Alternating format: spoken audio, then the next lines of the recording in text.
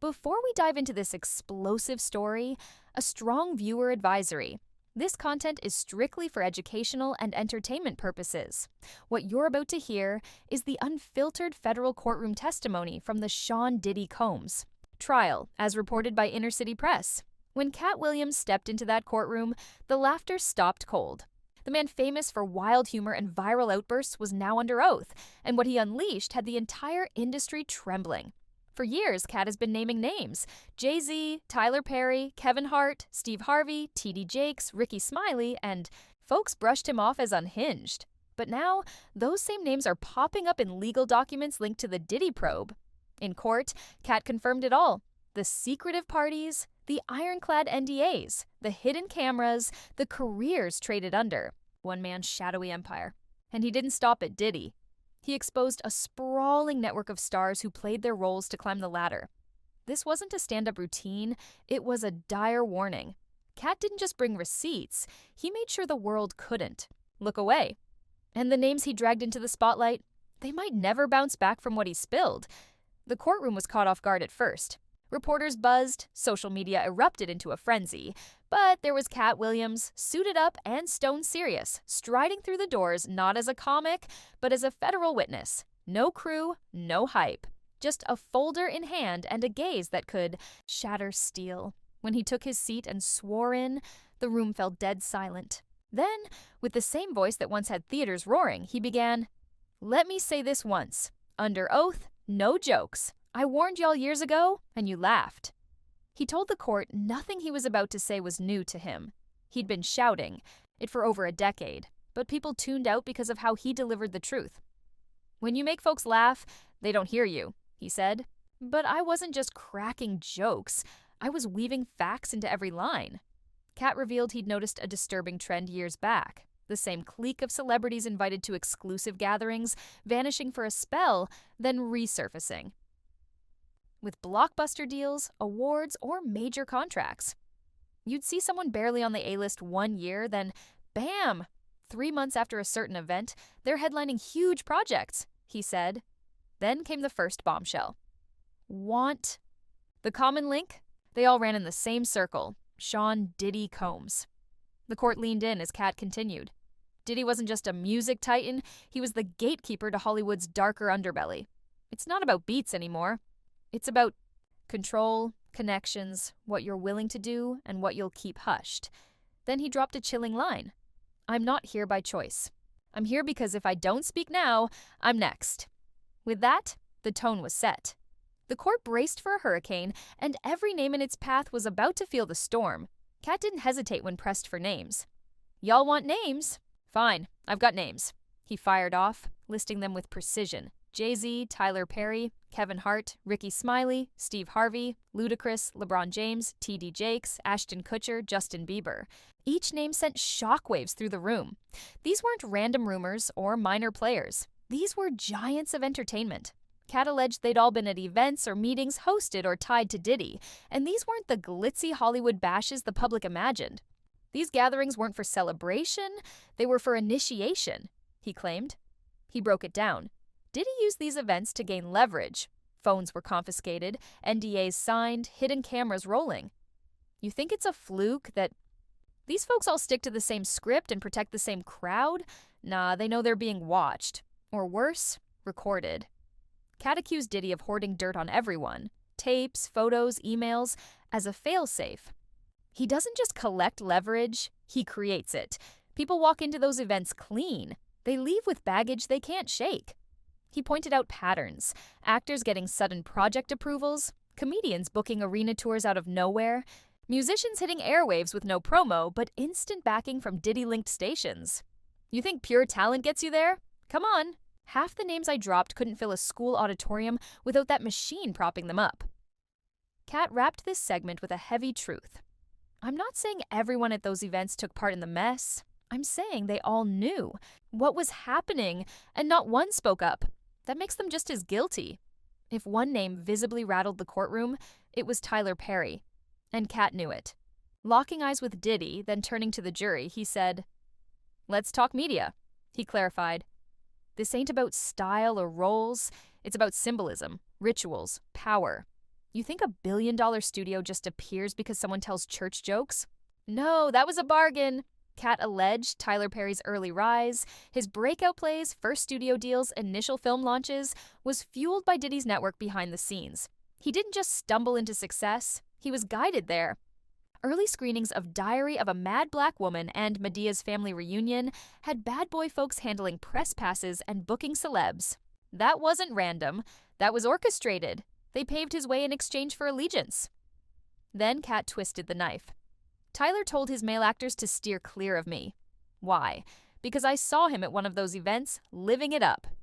He claimed that once Tyler was fully embraced by Hollywood, he cut ties with anyone who could expose the truth. He didn't want the world knowing who boosted him, because then they'd ask why.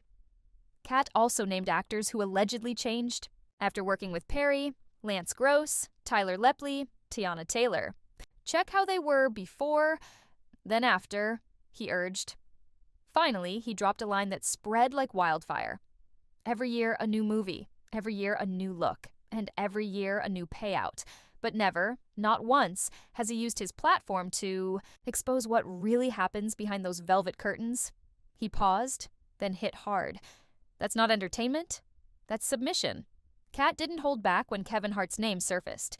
Looking at the jury, he said, "Let's talk about the golden child." He claimed Kevin's skyrocketing career wasn't just grit and talent. You think Kevin jumped from BET Comic View to billion-dollar franchises by chance?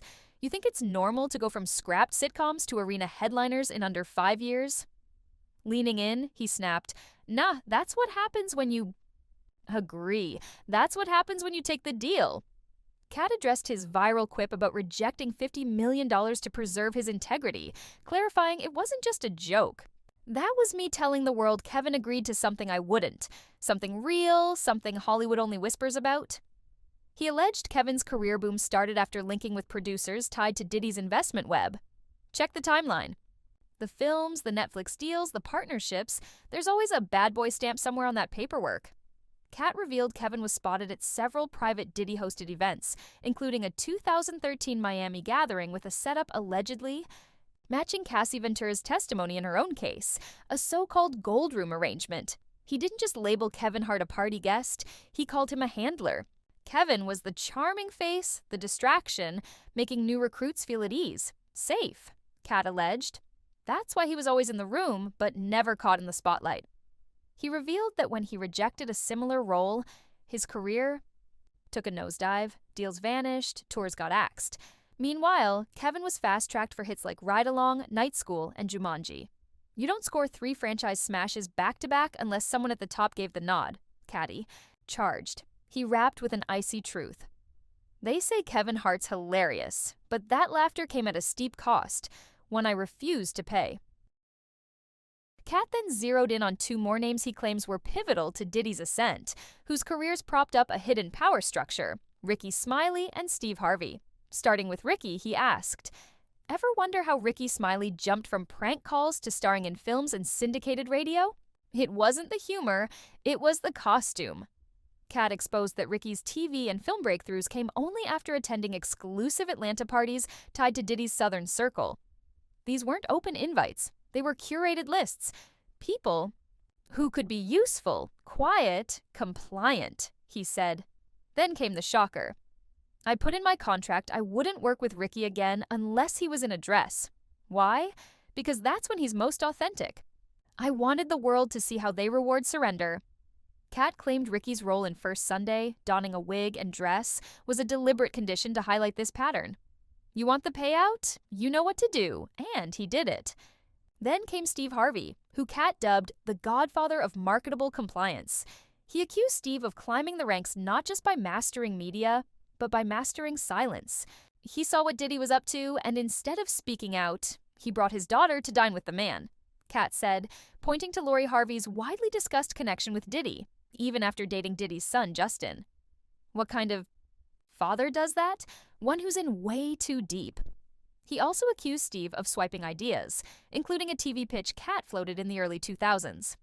The Steve Harvey Show? That was my concept. They swapped the name, shifted the city, and handed it to the guy who played along.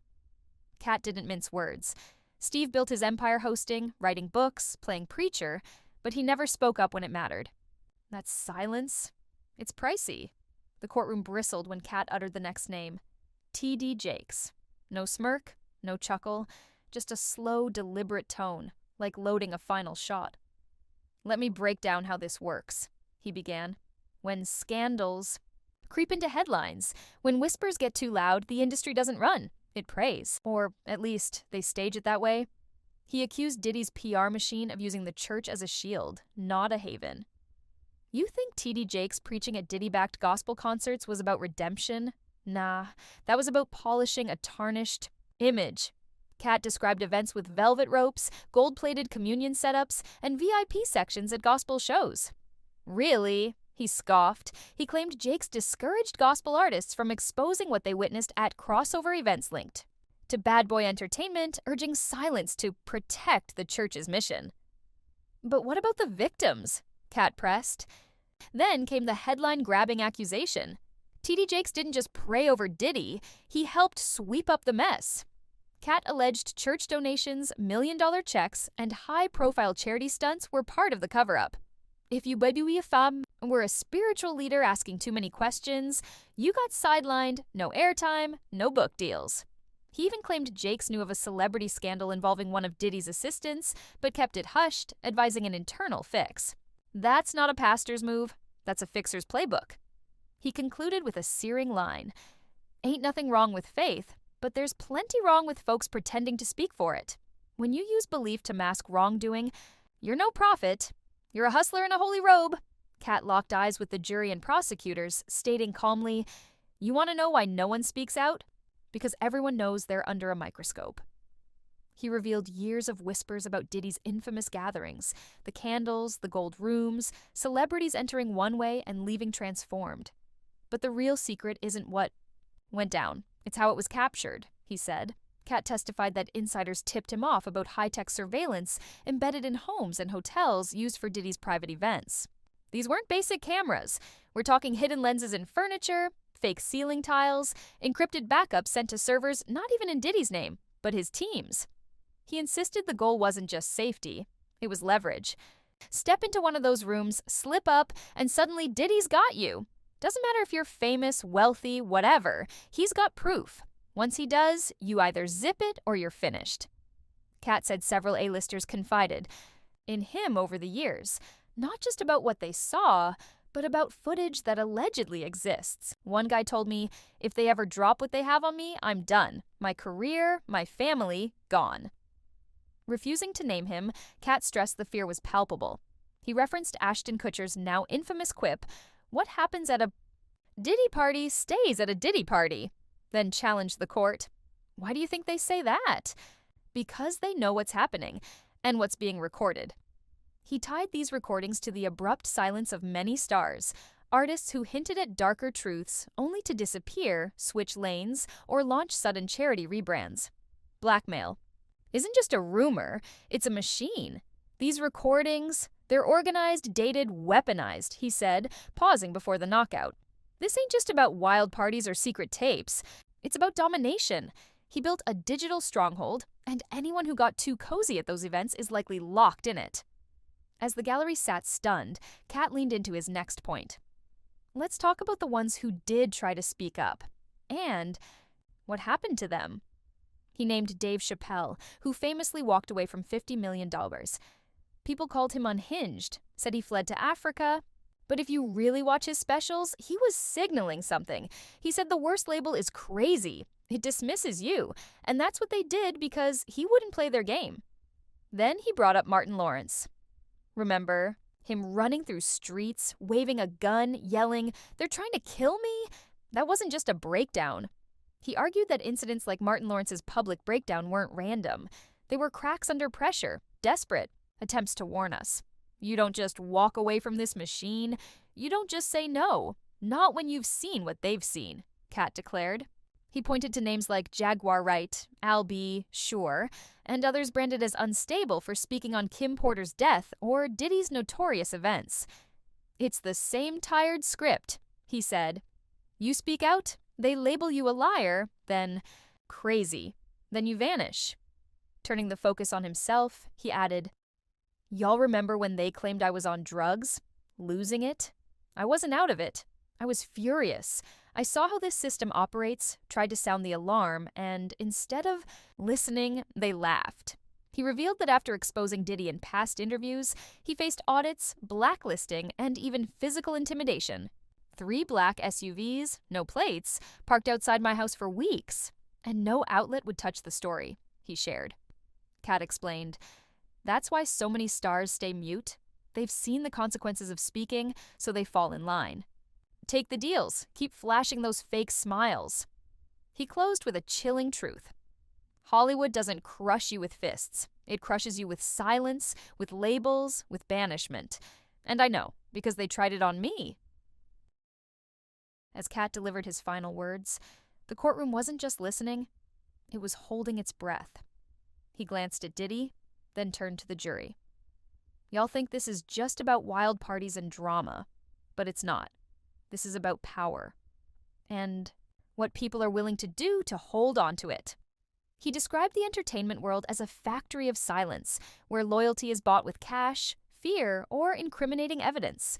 Every time a new artist lands a deal, every time a comic scores a streaming special, ask yourself, what did they agree to? Who's really pulling those strings? He called out the labels, executives, handlers, and gatekeepers. It's not just Diddy, he's the face, the pawn. There's a whole network behind him, and they're all in on it. Then Katt dropped a gut-punch truth. "They offered me a check too, one that could have changed everything. All I had to do was stay quiet about what I'd seen. I said no." Turning to the judge, he stated, "I'm not suicidal, I don't carry weapons, I love my family. If something happens to me after this, no, I didn't cause it." The courtroom sat in stunned silence as Katt softened his tone. "I made jokes, warned y'all through comedy, because if I spoke plain, they'd take me out. But now, I've said it straight, on record, and the world knows." Looking into the crowd, his voice wavered with raw emotion.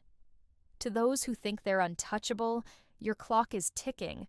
To the victims still in fear, I see you. And to Diddy, he locked eyes. You didn't just wreck lives, you built a kingdom on them. But today, that kingdom starts to crumble." As Katt stepped down from the stand, there was no fanfare, no cheers, just a heavy silence, the kind that follows when truth finally slices through the chaos. As he headed for the courtroom exit, the judge called out, "Mr. Williams, is there anything else you'd like to add for the record?" Katt paused, turning back slowly, as if shedding decades of burden, yet still carrying its weight. "Yeah," he said, staring not at Diddy, but at the reporters, the cameras, the stenographer's empty notepad.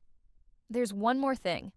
He took a deep breath, then pointed, not at a single person, but at the entire room. "Y'all are waiting for the next big headline, the next indictment. But what you're really waiting for is permission. Permission to admit you've known. This was real all along. You saw the red flags, heard the whispers, but didn't want to believe your favorite artist was tangled up in it. You didn't want to accept your favorite preacher was complicit, or that your favorite actor traded their principles for a blockbuster. Deal." He pressed on. "This ain't new. This ain't even about me. It's about a generation fed lies, manipulated, sold images of glamour while the ugly truth stayed buried. Fame's the shiny prize, but behind the scenes, there's a cost. Some pay with their integrity, some with their silence, others with their very lives." Katt stepped closer to the jury box, lowering his voice. "I've seen too many good souls vanish. Kim Porter, Andre Harrell, people who wanted to speak but never got the shot. Now I'm here because I do have the shot, because I will speak." Raising his voice one last time, he declared, "To everyone who thinks I'm just a comic, I am. But I'm also a witness, and what I've seen won't be buried." He stepped back, nodded once at the judge, then exited the courtroom, not with pomp, not with applause, but with something far weightier, truth. And behind that truth, a warning. Everything once hidden is now coming to light.